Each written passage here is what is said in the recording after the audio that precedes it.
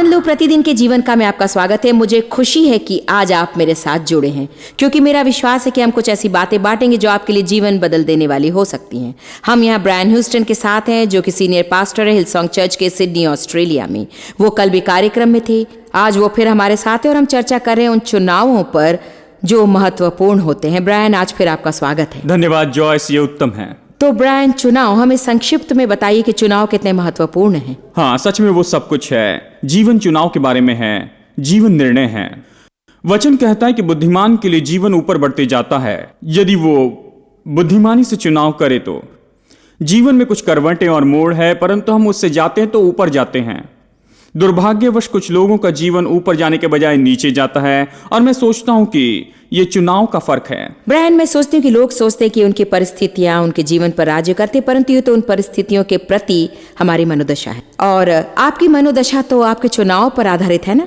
हाँ बिल्कुल, मुझे निश्चय ही करना है। मुझे आपके बारे में नहीं मालूम, परंतु प्रतिदिन मुझे चुनाव करना है। आप अभी अभी मेरे एक कॉन्फ्रेंस में थे और आपने नकारात्मकता के बारे में बताया। क्या ये चुनाव है? क्या आप सकारात्मक होना चुन सकते हैं? मैं सोचता हूं कि आपको सकारात्मक होना चुनना है। मैं सोचता हूं कि एक चुनाव है। मैं सोचता हूं कि मनुष्य का स्वभाव ही नकारात्मकता की ओर होता है। हम स्वभावी से पापमय, और मैं सोचता हूं कि हम नकारात्मकता की ओर होते हैं। तो मैं सोचता हूं कि हमें चुनाव करना है कि आप इसे हमेशा करते रहेंगे, और बहुत सी बातों के समान आप जितने अधिक सही चुनाव करेंगे, अंगीकार बदलेंगे, तो आप उसे जयवंत होने वाले सकारात्मक अंगीकार बनाएंगे। ये बिल्कुल सही है। तो सच में यदि हम अच्छे चुनाव नहीं करते तो हम जीवन में उन्नति नहीं करेंगे।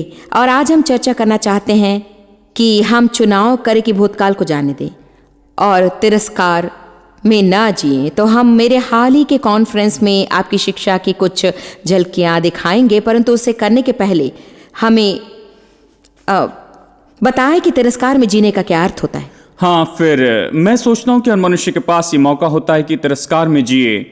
हम सब मौके चूकते हैं, हम सब गलत चुनाव करते हैं, और हमने गलत चुनाव किए हैं। तो तिरस्कार ऐसी कुछ बात है जिसका सामना केवल कुछ लोग ही नहीं परंतु सब लोग करते हैं। और मैं सोचता हूं कि तिरस्कार में कोई सकारात्मक बात नहीं, वो सच में नहीं है। लोग भी जी सकते हैं। मैं अक्सर लोगों से कहती हूँ कि लोग तिरस्कार और इनकार में जीते हैं। ये तो भूतकाल के बारे में तिरस्कार या भविष्य का इनकार करते हैं, परंतु कुछ ही लोग वर्तमान में जीते हैं। तो बात यह है, यदि मैं अपने भूतकाल के विषय कुछ कर सकती तो मुझे वो करना चाहिए। यदि अच्छे बदलाव ला सकती हूँ तो मुझे वो करना चाहिए। मुझे निश्चय पश्चाताप करना चाहिए और परमेश्वर के साथ सही होना है। परंतु आप जिसके विषय कुछ नहीं कर सकते, आपको परमेश्वर पर भरोसा रखना चाहिए कि वो उससे निपटेगा और आगे बढ़े, क्योंकि अपना सारा जीवन उन बातों को सुधारने की कोशिश करे जिसे सही नहीं किया जा सकता, तो वो वास्तव में आपके जीवन को बर्बाद कर देगा। पास्टर ब्रायन ह्यूस्टन इस विषय पर मेरे कॉन्फ्रेंस में हाल ही में सिखा रहे थे, और उन्होंने कीमती बातें बताई जिसे मैं अभी आपके साथ थोड़ा बहुत बांटना चाहती हूँ। देखिए, तिरस्कार ऐसा संसार है जिसमें केवल यदि और यदि ही है। यदि हमने वो निवेश कभी नहीं किया होता, यदि मैंने बस बच्चों के लिए अधिक समय दिया होता, जब हमारे पास मौका था तब यदि हमने वो घर खरीदा होता, यदि मैंने वो बातचीत ही नहीं की होती, यदि केवल यदि मैंने अपने पिता को ये में बताया होता, यदि केवल मैंने वो क्यों नहीं किया, मैंने वो क्यों नहीं किया, क्यों ऐसा संसार क्या होगा। और यदि केवल, क्या आप जानते हैं तिरस्कार के विषय कुछ भी सकारात्मक नहीं है। मैं इसे फिर से एक बार दोहराता हूं कि तिरस्कार में कुछ भी सकारात्मक नहीं है। शायद आपके जीवन में कुछ बातें हैं जो आपके जीवन में तिरस्कार लाता है, या आपके जीवन में कुछ है जो सच में तिरस्कार लाता है। आप यहां सच में आप नहीं हैं, विश्वास करें। बस एक क्षण के लिए आप जहां पर बैठे हैं वहां पर लोगों की कुर्सियों की ओर आप देखिए, बस एक कतार में देखें, क्योंकि उनमें से हर एक व्यक्ति को छोड़ दूसरे व्यक्ति के जीवन में ऐसी बातें हैं जो उसे तिरस्कार की ओर ले जा सकती है, परंतु तिरस्कार में कुछ भी सकारात्मक नहीं है, सच में नहीं है। और फिर भी बहुत से लोग अनुमति देते हैं कि वे तिरस्कार के द्वारा गिरा दिए जाएं। वे गिरा दिए जाते हैं। आप खुद के ऊपर में खेद कर रहे हैं कि क्या होगा यदि केवल क्या हो सकता है। क्यों तिरस्कार के विषय में कुछ भी सकारात्मक नहीं है। यहां तक कि बिली ग्राहम अपनी जीवनी में कहते हैं जस्ट एज आई एम। वे ऐसे समय के विषय में बताते हैं जहां वे उद्घाटन में थे, जहां राष्ट्राध्यक्ष जॉन एफ कैनेडी आए थे। और मैं सोचता हूं कि प्रेसिडेंशियल कार में उनके चुने लोगों के संग जा रहे थे और प्रेसिडेंट कैनेडी ने उनसे दूसरे आगमन के विषय में कहना शुरू किया और वे उसे दूसरे आगमन के विषय में पूछने लगे। बिली ग्रैहम ने वचन में से उन्हें बताया कि दूसरे आगमन के विषय में क्या विश्वास करते हैं। प्रेसिडेंट ने कहा, क्या मेरी कलीसिया दूसरे आगमन में विश्वास करती है? बिली ग्रैहम ने कहा, खैर यह उन पर आधारित है। वहीं उनकी बातचीत खत्म हो गई। 2 या 3 साल के बाद में वे फिर एक बार एक साथ वॉशिंगटन में नेशनल प्रेयर ब्रेकफास्ट में चर्चा कर रहे थे और बाद में प्रेसिडेंट ने बिली ग्रैहम से कहा कि क्या आप मेरे साथ आएंगे, क्या आप मेरे साथ में प्रेसिडेंशियल कार में आप मेरे साथ व्हाइट हाउस चलेंगे, मैं आपसे कुछ चर्चा करना चाहता हूं। बिली ग्रैहम बीमार थे, उन्हें बुखार था, वे जैसा महसूस कर रहे थे और उन्होंने प्रेसिडेंट के साथ में जाना नहीं चाहा। तो उन्होंने कहा कि क्या अभी न करते हुए कभी हम बाद में चर्चा करें। फिर उन्होंने प्रेसिडेंट से कभी मुलाकात नहीं की क्योंकि कुछ ही महीनों बाद उनकी हत्या हो गई। वो बताते हैं कि उनके मन में यह बात बार बार आई कि प्रेसिडेंट उनसे किस बात के विषय चर्चा करना चाहते थे। तिरस्कार कुछ ऐसी बात है कि जिसका अनुभव केवल कुछ ही लोग नहीं करते, लेकिन सभी लोग उसका अनुभव करते हैं। यह तो बस ऐसा ही है कि तिरस्कार में जीने से कुछ भी सकारात्मक बात नहीं होती है। तो ब्रायन, मैं जानती हूं कि जब आप उस कॉन्फ्रेंस में थे जिसका हमने कुछ भाग बताया, आपने सच में कुछ महान उदाहरण दिए हैं, अपने जीवन से व्यक्तिगत उदाहरण दिए हैं। क्या आप उनमें से एक अभी हमारे साथ बांटेंगे? मैं सोचती हूँ कि लोग हमारी परिस्थिति से बहुत कुछ सीखते हैं। हाँ, निश्चय ही। पिछले साल मेरे माता और पिता की मृत्यु हो गई। पिछले साल अप्रैल में माँ की मृत्यु हुई और पिता की मृत्यु नवंबर में हुई। ये तो साल भर में ही हुआ। वे अपना पूरा जीवन सेवकाई में थे। मैं बढ़ता गया, मेरा जन्म साल्वेशन आर्मी में हुआ, परंतु कुछ ही वर्षों पहले उन बातों के साथ में व्यवहार करना पड़ा जिसके साथ मेरे पिता 30 वर्षों से अधिक समय से जूझ रहे थे। परंतु वे बहुत गंभीर बात थी। एक पास्टर और अगवा होने के नाते मुझे निर्णय लेने पड़े जिनका उनकी सेवकाई पर प्रभाव पड़ा। ये पीड़ादायी सही निर्णय थे, परंतु निश्चय ही उसे लेना आसान नहीं था। निश्चय ही मैं था एक बेटा और एक पास्टर और एक अगवा और बहुत कुछ, परंतु मैं सोचता कि सच में मेरी माँ इसके कारण बड़ी मुश्किल में से होकर गई क्योंकि मैंने वो निर्णय लिया था। वो एक महान स्त्री थी, मेरे साथ में वो खड़ी रही, वो रुकावट नहीं थी। मैं बता सकता कि उसके जीवन के अंतिम 5 वर्ष बहुत ही मुश्किल के थे और जब उनकी मृत्यु हुई मुझे सच में मेरी सोच को चुनौती देना पड़ा। मैं खेद के उन मार्गों में नहीं गया जो विनाशक थे क्योंकि वो करना तो सकारात्मक नहीं था, परंतु निश्चय मेरे पास में मौका था कि मैं ये मन में सोचता चला जाऊं कि क्या मैं इससे कुछ और अच्छे तरीके से कर सकता था। जानते हैं ब्रायन, तिरस्कार में पूरा जीवन बिताने से कुछ लाभ नहीं होता। मैं सोचती हूँ एक माता होने के नाते जब मेरे बच्चे छोटे थे तब मेरे जीवन में वो बदलाव नहीं हुए थे जो अब हैं, क्योंकि मैं उस समय आज के जैसे वचन नहीं जानती थी। मैं मेरे बच्चों को नहीं मारती थी, परंतु मेरे साथ रहना मुश्किल था क्योंकि मेरी मांगें बहुत ज़्यादा थी और मैं शायद ज़रूरत से अधिक चिल्लाती थी और मैं सच में अधिक काम चाहती थी। इसलिए मैं जैसे चाहती थी वैसे अपने बच्चों के साथ खेलने के लिए समय नहीं निकाल पाती थी। जब आपके बच्चे बड़े हो जाते हैं और विशेषकर यदि आप उन्हें उस व्यवहार को प्रकट करते देखें जिसे आप जानते हैं कि वो सही नहीं है, मैं सोचती हूँ कि बहुत से माता पिता खुद पर दोष लगाते हैं। और बात यह है कि यहाँ मैंने कुछ उत्तम काम किया, उत्तम कर सकती थी, परंतु उस समय मैं जितना जानती थी उसमें मैंने सबसे उत्तम काम किया है। मुझे सच में खेद में जीने की उस परीक्षा से लड़ना पड़ा कि मैं अपने बच्चों के साथ अधिक ना खेलूं, उनसे अधिक बातें ना करूं, ये नहीं करूं, वो ना करूं और कुछ ना करूं। मैं आभारी हूं उन वचनों के लिए जो कहते हैं कि जैसे यशायाह 43:18 में, पिछली बातों को स्मरण ना करूं, ना ही पुरानी बातों की ओर ध्यान दूं, देखो मैं नई बात कर रहा हूं। परमेश्वर हमारे लिए हमेशा नया काम करता है और भूतकाल के खेद में जीना अच्छा नहीं है। खेद तो बस यही करता है, वो तो आपको भूतकाल और अच्छा नहीं करता। भूतकाल में कुछ भी जीवन नहीं है ना? ये खेत तो यही करता है, वो तो बस आपको भूतकाल के लिए उकसाता है और आपको वहीं पर रखता है। यदि आप खेत में खुद को बंद करके रखेंगे तो जीवन में कोई आगे नहीं बढ़ेगा। मुझे मालूम नहीं, परंतु शायद लाखों लोग इस वक्त हमें देख रहे हैं, वो जानते भी नहीं कि वे उसे कर रहे हैं। हम जाल में फंसते हैं, शैतान को हमें जाल में फंसाना पसंद है। वो हमें उस क्षेत्र में फंसाना चाहता है जहाँ हम कुछ करते हैं जो हमें नाश करता है और हम जानते भी नहीं कि हम उसे कर रहे हैं। इसलिए हम आश्चर्य करते हैं कि हमारे जीवन में क्या हो रहा है और हमारे पास आनंद और शांति क्यों नहीं। परमेश्वर ने मुझे सिखाया कि मैं विलाप या खेद में न जीऊँ, परंतु वर्तमान में जियो। ये दिन प्रभु ने बनाया है, मैं आनंद बनाऊंगी और हर्षित हो जाऊँ। इस ब्रेक के बाद हम वापस आएंगे और मजबूत जीवन की महान कुंजियों में से एक को देखेंगे।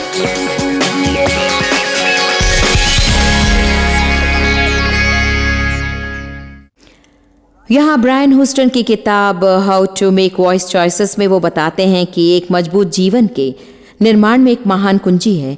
हमेशा अधिक सीखने के लिए भूखे रहें और इच्छा रखें। उसके बारे में बताइए। हाँ, मैं सोचता हूँ कि जीवन सीखने के विषय में है। मैं सब बातों के विषय में सीखना चाहता हूँ। मैं प्रचार के लिए कहीं जाना नहीं चाहता था। मैं ऐसी सभा में लोगों से मिलना नहीं चाहता था जहां पर केवल मैं ही बोलने वाला हूं। मैं देखता, मैं बोलता, मैं जिज्ञासा रखता। मैं सोचता हूं पढ़ना केवल किताबें पढ़ना ही नहीं है। मैं सोचता हूं कि आप जीवन में हमेशा पढ़ते हैं, आप लोगों को पढ़ते हैं, परिस्थिति को पढ़ते हैं और बस आप खुद को सीखने के लिए खुला रखें। मैं तो बस सामान्य व्यक्ति के समान बनना चाहता हूं, अच्छा है। क्योंकि इस रीति से आप सीखते चले जाते हैं।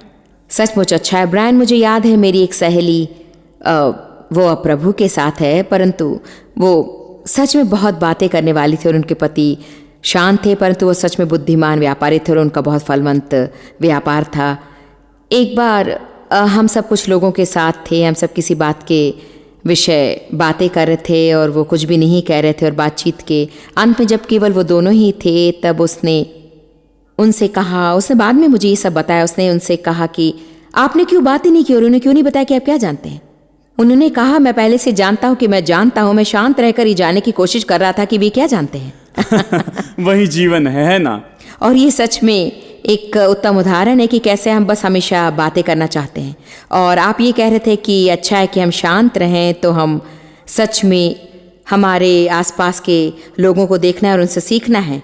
मैं आपको कुछ और महत्वपूर्ण पॉइंट्स बताना चाहती हूँ जो ब्रायन ने मेरे साथ हाल ही के कॉन्फ्रेंस में बांटे थे और फिर हम वापस लौटेंगे। खेत के विषय में ये कुछ विचार है, इसे लिख लें। अपने पड़ोसी से कहें, इसे लिख लीजिए। नंबर 1, खेत तो गलत चुनाव और खोए हुए मौकों का संसार है। मुझे एक बार फिर से कहने दें, खेत तो गलत चुनाव का संसार है, गलत चुनाव और खोए हुए मौकों का। इसलिए यदि आप अपना जीवन खेत से मुक्त जीना चाहते हैं, हम तो चुनाव करते हैं, वह मुश्किल होता है। उसे ठान कर हम मौके का उपयोग करते हैं, वो मुश्किल होता है। यह तो चुनाव करना है कि मैं अच्छा निर्णय लूंगा। खेत के विषय में उत्तम सुरक्षा प्रतिक्रिया न करें, बस शांत रहें और निर्णय ले कि मैं सही चुनाव करूंगा, मैं सही निर्णय लूंगा, मैं ऐसा निर्णय लूंगा जो परमेश्वर की बुद्धि को दिखाएगा। नंबर 2, सब लोग कहें नंबर 2। नंबर 2, तिरस्कार तो दिमाग को सताना है, मन का दर्द और प्राण की यातना। पहला तिमोथी अध्याय 6 और वचन 10 ऐसे लोगों के विषय बताता है जो फंस जाते हैं। वे बंद हो जाते हैं पैसा और पैसा कमाने में। उनके पास पैसों के विषय बुरी आत्मा होती है। कुछ तो इतने दूर चले जाते हैं कि विश्वास से ही दूर हो जाते हैं। वचन कहता है कि वे खुद को अनेक दुखों से छलनी बना देते हैं, खुद को बहुत से दुखों से छलनी बना देते हैं। तिरस्कार तो यही करता है, वे खुद को गहरे खेद के द्वारा छलनी बना देते हैं और ये खेद, ये तिरस्कार उन्हें छलनी करता है। ये तो मन का दर्द है और प्राण की यातना है। तिरस्कार सीमाओं को पार करता और फिर से अपने दृष्टिकोण पर असर डालना शुरू करता है, आपके देखने पर असर डालता है, यह आपके मन से खिलवाड़ करता है। इससे आपकी कुछ भी मदद नहीं होगी। सुनिए, यह सलाह मैं आपको देना चाहता हूं। यदि आपके भूतकाल की गलती के विषय में आप कुछ सुधार कर सकते हैं तो फिर उसे सुधार लें और आगे बढ़ें। अब सुनिए, यदि उसे सुधारने के लिए आप कुछ नहीं कर सकते हैं तो परमेश्वर के साथ शांति बनाएं और खुद के साथ में शांति बनाएं और आगे बढ़ें। परंतु आप जो भी करते हैं आपको आगे बढ़ना होगा। क्या आपने यह सुना है मित्रों? आप चाहे जो करते हैं आपको आगे बढ़ना होगा। खेद आपको भूतकाल की ओर उकसाता है और पीछे देखने लगाता है। फिलिपियों अध्याय 3 में मैं सोचता हूं वचन 21 में आप वचन जानते हैं, पौलुस कहता है जो बातें पीछे है उससे मैं भूल जाता हूं और मैं आगे बढ़ता हूं, भूल जाता हूं। आप में से कुछ लोगों की यादें बहुत अच्छी है, आपको भूलने की आदत अच्छी बनानी है। आपको भूलने की आदत अच्छी बनानी है। वो परमेश्वर जिसकी हम सेवा करते हैं वो भूलने में बहुत अच्छा है। एक क्षण के लिए इसके बारे में सोचिए। पूर्व से पश्चिम जितना दूर है मैंने तुम्हारे पाप तुमसे उतने ही दूर कर दिए हैं। कितने दूर? पूर्व से पश्चिम जितना दूर है मैंने तुम्हारे पाप तुमसे उतने ही दूर किए हैं, उतने ही दूर कर दिए हैं। प्रभु की स्तुति हो। जानते हैं ब्रायन, आपके प्रचार की क्लिप दिखाने के पहले एक बात से हम सीख सकते हैं। हम चर्चा कर रहे थे कि कैसे जीवन की हर बात सीखने का अनुभव हो सकता है। जहाँ भी हम जाते वहाँ से हमें कुछ सीखना है। एक बात हम कर सकते हैं कि हमारी गलती के लिए खेद करने की बजाय हम हमारी गलतियों से कुछ सीख सकते हैं। मैं सोचती हूँ कि आपके पास अच्छा व्यक्तिगत उदाहरण है जिसे आपने हमारे कॉन्फ्रेंस में अपने बच्चों के बारे में बताया था। आप उसे हमें बता सकते हैं? यदि आप गलती के बारे में कह रहे हैं तो मैं बहुत कुछ बता सकता हूं, क्योंकि कई वर्षों में मैंने बहुत पाया है। परंतु प्रभु का धन्यवाद हो कि उसने मुझे उन सब के ऊपर में जयवंत किया है। आप जिस कहानी के विषय कह रहे हैं वो तो मेरे बच्चों के विषय में है। मेरे बेटे अब बड़े हो गए हैं, 26 और 23 वर्ष के वे हैं, परंतु मेरी बेटी होम वीडियोस देख रही थी। मुझे मालूम नहीं क्यों उसने वो सब कैसेट्स निकाले, परंतु वो वहां पर बैठी थी और मैं उस कमरे में आया। मैं सुन सकता था, वो बड़ा भयानक सुनाई दे रहा था, मानो श्वास रुक गई, मैं ऐसे कहूंगा। ये छोटे बच्चे हैं। मैंने स्क्रीन की ओर देखा और वो भयानक व्यक्ति मैं था कई वर्षों पहले। ये छोटा लड़का जो लगभग उस उम्र का था, शायद मैं उससे पूछ रहा था कि उसके हाथ पर क्या है। उसकी प्रतिमा ने मुझे आकर्षित किया क्योंकि वो वहां अपने छोटे हाथ को ऊपर उठाया था, मासूम सा था। उसने कुछ कहा, मैंने कहा तुम मुझे सच नहीं बता रहे हो। और उसके चेहरे पर ऐसा भाव आया जिससे मुझे हिला दिया और मैं उससे अधिक नहीं देख पाया। बस कुछ क्षण में ही आप उसकी ओर देखें कि वो कुछ चुनौतियों पर भरोसा करता है। वो अच्छा कर रहा था। वो हमारा एक यूथ पास्टर है, परंतु जीवन में उसकी क्रिया देखकर मैंने तुरंत सोचा कि मैंने उसके भरोसे पर प्रभाव डाला है। मैं तो खेत के इस मार्ग पर बढ़ता चला गया और फिर मैंने खुद को याद दिलाया, रुको एक मिनट, तुम्हारे बच्चे भी इसी मार्ग पर है। सच तो ये है, एक पिता होने के नाते मैं अच्छा कर रहा हूं, मेरे बच्चों के साथ मेरा अच्छा संबंध है। मैं सोचता हूं कि यदि आप खेद में रहते हैं और गलतियों पर ध्यान देना शुरू करते हैं तो फिर आपने जो कुछ अच्छा किया उसे भूल जाते हैं। सच तो यह है कि मैं सोचता हूं कि अधिकतर माता पिता जानबूझकर गलत व्यवहार नहीं करते हैं, वे सर्वोत्तम कोशिश करते हैं और खेद तो हमेशा गलत बातों पर ही ध्यान लगाता है। हम बातें कर रहे हैं परवरिश और माता पिता जो गलती करते हैं या सोचते हैं कि गलती के उस बारे में। बहुत से लोगों के लिए ये मुख्य चिंता की बात है, विशेषकर आज हमारे समाज में। व्यक्तिगत रूप से बहुत से लोगों को जानती जो खुद को पीड़ा देते हैं, वे उत्तम माता पिता नहीं हैं और सही चुनाव कभी नहीं करते हैं। मैं सोचती हूँ कि हमें ये जान लेना है कि परमेश्वर ने मनुष्य को महान योग्यता दी है कि हम वापस आएं और जयवंत हों। मैं जानती हूँ कि मेरी परवरिश बहुत ही बुरी हुई। मेरे पिता के द्वारा ही कई वर्षों तक यौन शोषण हुआ और मैं सोचती हूँ कि अब मैं बहुत अच्छी हूँ। इसके लिए अधिक समय लगा और ये बहुत ही मुश्किल मार्ग था। मैं नहीं सोचती कि वो बातें अच्छी थी और यदि वो बातें मेरे साथ नहीं होती तो मेरा जीवन कुछ अलग ही होता। परंतु परमेश्वर सब बातों से भलाई उत्पन्न करता है। यहाँ तक कि जो बातें मेरे साथ हुई वे बहुत बुरी थी, उसमें से भला ही उत्पन्न हुआ क्योंकि अब ये लोगों के साथ की मेरी सेवकाई की नींव है। मैं सोचती हूँ कि आपको जितना विजयी होना होगा, कई बार आपका चरित्र उतना गहरा होना है। तो मैं आज सच में माता पिता को प्रोत्साहित करना चाहती हूँ कि यदि उन्होंने सब कुछ बिल्कुल सही नहीं किया है तो उन पर क्रोधित ना हो। बिल्कुल सही। माता पिता होने के नाते हम जो निर्णय लेते हैं वो महत्वपूर्ण होते हैं। मैं सच कहूं तो बच्चों के ऊपर वो असर डालता है। परंतु बच्चों के विषय मैंने एक बात सीखी है कि परमेश्वर ने उन्हें स्वतंत्र इच्छा शक्ति दी है। और आप भी जानते हैं कि परिवार में सब लोग अलग अलग होते हैं और वे सब अपना चुनाव करते हैं। मैं और मेरे भाई दोनों एक ही बेडरूम में बड़े हुए और फिर भी जीवन में हम पूरी तरह से अलग दिशाओं में हैं, जबकि दोनों में एक ही निवेश हुआ है। मैं सोचता हूं कि हम ऊपर ले सकते हैं, खुद को मार सकते हैं जैसे आपने कहा, और उसके बारे में खेद से भर सकते हैं। मैं सोचती हूँ कि शो का अंत करने के लिए आज ये सबसे अच्छा पॉइंट है, क्योंकि मैं कल्पना करती हूँ कि बहुत से दर्शक देख रहे हैं जो सच में उन बातों के लिए खुद पर दोष लगा रहे हैं जो उनके बच्चों का चुनाव था। ऐसा नहीं था जो उन्होंने स्वयं किया था। मैं सोचती हूँ कि ये सच में अच्छा हुआ कि आपने वो बताया, क्योंकि मैं जानती हूँ कि ऐसी बातें होती हैं जिसके लिए हम जिम्मेदार होते हैं, परंतु निश्चय शैतान हमें जिम्मेदारी की गलत धारणा देना चाहता है और हमें महसूस कराने लगता है कि हमारी गलती है और वो हमेशा उन बातों के लिए हम पर दोष देता है। आप बच्चे की सही परवरिश कर सकते हैं और फिर भी वे गलत चुनाव कर सकते हैं, परंतु बाइबल प्रतिज्ञा करती है कि आगे जाकर वे वापस आएंगे। और ये सच है। मैं सोचती हूँ कि जब हम बच्चे की सही परवरिश करते हैं तो वे सच में मुश्किल समय से जाते हैं, परंतु फिर भी उनके पास वो नींव होती है और वे निश्चय ही वहाँ वापस आएंगे। तो आपको सच में अपने चुनाव के बारे में सोचना है। बाइबल कहती है, मैंने तेरे सामने जीवन और मृत्यु रखे, जीवन चुन ले ताकि तुम और तुम्हारा वंश जीवित रहे। हम सारा दिन चुनाव करते हैं, चुनाव करते कि क्या खाएं, क्या सोचें, क्या कहें, क्या खरीदें, संबंधों में खुद को कैसे संभालें, मुस्कुराएं या नहीं। सारा दिन देखिए हम चुनाव करते हैं और हर एक चुनाव हमारे बोए हुए बीज के समान है।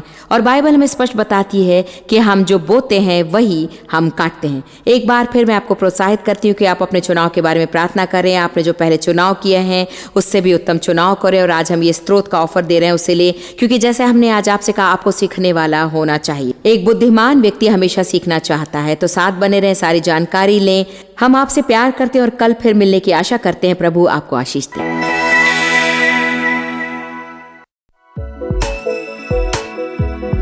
आप जितना जानते हैं उससे भी अधिक आप हमारे लिए जॉइस मेयर मिनिस्ट्रीज एशिया में महत्वपूर्ण है। हम आपकी सराहना करते हैं। आप सौभाग्यों का धन्यवाद देते हैं कि इस संसार भर की सेवकाई को आप सफल कर रहे हैं। एक साथ हम भूखों को भोजन, गरीबों को कपड़े दे रहे हैं और पूरे संसार में सुसमाचार प्रचार कर रहे हैं। हमसे आज ही संपर्क करें या लॉग करें jmmindia.org। अपने प्रार्थना निवेदन भेजें, हमारे स्रोत के विषय जानें, जॉइस की सभाओं के विषय जानें, और जैसे हम पूरे संसार में मसीह के प्रेम को बांटते हैं तो आप हमारे साथ सहभागी हो जाएं।